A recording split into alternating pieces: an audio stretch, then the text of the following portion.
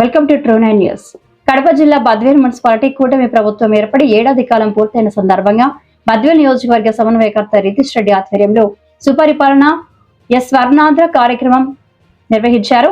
ఈ కార్యక్రమంలో కూటమి ప్రభుత్వం చేసిన అభివృద్ధి పనుల గురించి టీడీపీ మాజీ ఎమ్మెల్యే విజయమ్మ, బద్వేల్ నియోజకవర్గ సమన్వయకర్త Ritesh Reddy, Badvel RDO Chandramohan, municipal commissioner Narasimha Reddy మాట్లాడుతూ ఈ ఏడాది కాలంలో కూటమి ప్రభుత్వం చేసిన అభివృద్ధి పనుల గురించి తెలియజేశారు. కార్యక్రమానికి కూటమి నాయకులు, కార్యకర్తలు పాల్గొన్నారు.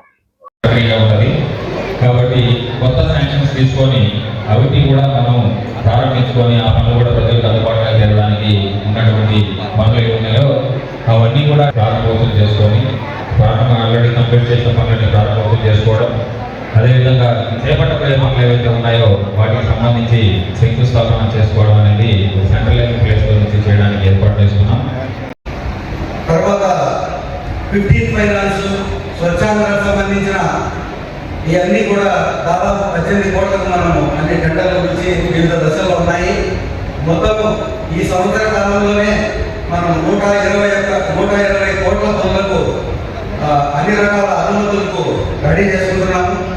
ఎన్నో కార్యక్రమాలు చేసింది ఈచ్ డిపార్ట్మెంట్ చేపట్టినటువంటి కార్యక్రమాన్ని మనము ఇందాకే ప్రారంభించుకుంటారు, అలాగే ప్రారంభోత్సవాలు చేసుకోవడం జరిగింది. సో అవన్నీ కూడా డీటెయిల్గా డిపార్ట్మెంట్ వైజ్ మీకు ఆల్రెడీ మన వీడియో మీకు వివరించడం జరిగింది. ముఖ్యంగా చెప్పాలంటే ఈ యొక్క నియోజకవర్గంలో మనకు ఉన్నటువంటి చెరువులకు నీటిని నింపడం అనేది ఇప్పటికీ కూడా ఇంకా కొన్ని కాలువలు ల్యాండ్ సంబంధించిన మినిస్టర్ గారు మాట్లాడుకుంటారు.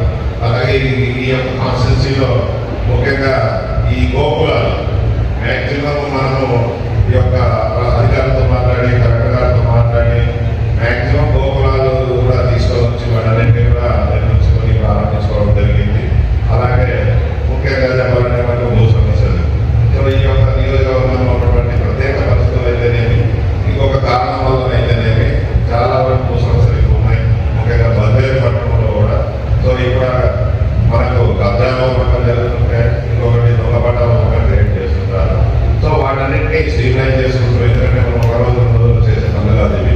సో ఈ యొక్క క్రమంగా ఒక ప్రణాళికబద్ధంగా ఇవన్నీ కూడా చేసుకోవాల్సిన అవసరం ఉంది.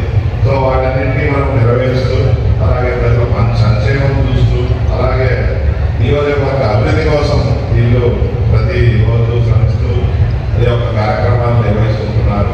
సో కాబట్టి ఈ యొక్క బద్వేల్ కాన్స్టిట్యున్సీ ఉన్నటువంటి ముందుకు మరిన్ని కార్యక్రమాలు చేపట్టి మరింత అభివృద్ధి సాధిస్తున్నామని ఈ సందర్భంగా నేను గుర్తు చేస్తూ అలాగే నమస్కారం. Thank you. తర్వాత 15 ఫైనాన్స్ స్వచ్ఛాంధ్రకు సంబంధించిన ఇవన్నీ కూడా దాదాపు 18 కోట్లకు మనము అన్ని టెండర్ల గురించి వివిధ దశల్లో ఉన్నాయి. మొత్తం ఈ సంవత్సర కాలంలోనే మనం 120 కోట్ల పనులకు అన్ని రకాల అనుమతులకు రెడీ చేసుకుంటున్నాము.